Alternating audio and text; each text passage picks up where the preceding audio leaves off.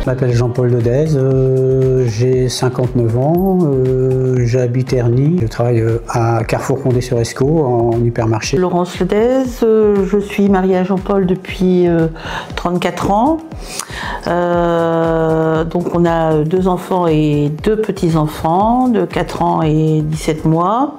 Moi je travaille dans une société d'HLM, je suis au service contentieux. Au niveau de la paroisse, on fait partie de la préparation mariage. On est sur la paroisse Saint-François en Val d'Escaut.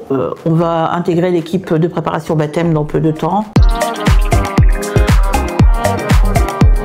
L'appel du diacre, c'est pas nous qui demandons à devenir diacre, c'est eux, on est appelés en fait, on est appelés par l'Église. Et donc surpris et agréablement surpris, hein. C'est vraiment quelque chose qu'on ne connaît pas trop. Quand on est venu à nous annoncer la nouvelle, on ne savait pas trop à quoi ça correspondait. On côtoyait certains diacres, mais je veux dire la fonction du diacre, ce qu'il faisait, etc. Donc on s'est dit bah, pourquoi pas, allez, on y va, on va tenter l'aventure, hein. Et puis donc la formation a duré 6 ans. 6 ans.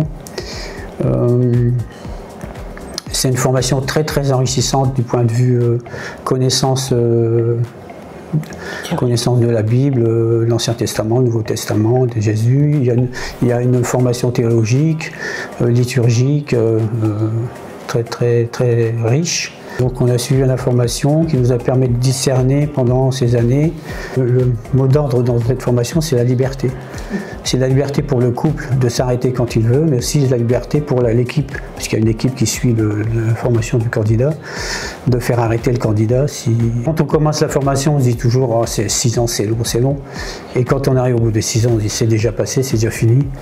Et un petit peu de nostalgie par rapport à ça en fait. La formation se fait sur 6 ans, mais se fait avec l'épouse, puisque si l'épouse n'est pas d'accord pour la formation, le futur diacre ne peut pas continuer cette formation et ne peut pas être ordonné. C'est un chemin qu'on fait à 2 jusqu'au bout. Et c'est important d'avoir la femme qui suit cette formation en même temps que nous, parce qu'en fait, ça permet déjà à la femme de comprendre la future fonction que je vais occuper en fait, mais ça permet aussi à elle de s'enrichir des connaissances qu'on peut avoir au moment de la formation, pendant la formation, quoi.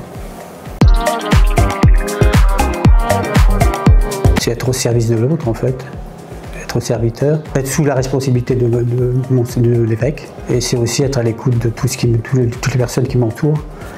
Et être attentif à ce qu'elles disent et attentif s'il y a un service à rendre ou quelque chose. Dans ma famille, j'ai mon père qui est croyant, mais pas pratiquant en fait.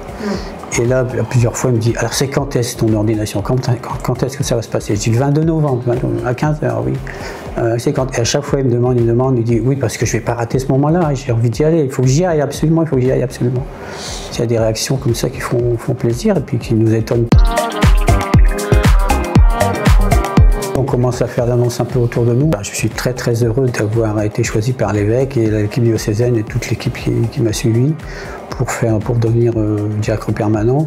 Il y a quand même une histoire de foi là, derrière ce parcours. Je remercie le Seigneur de m'avoir accordé sa confiance en fait par rapport à ma future fonction.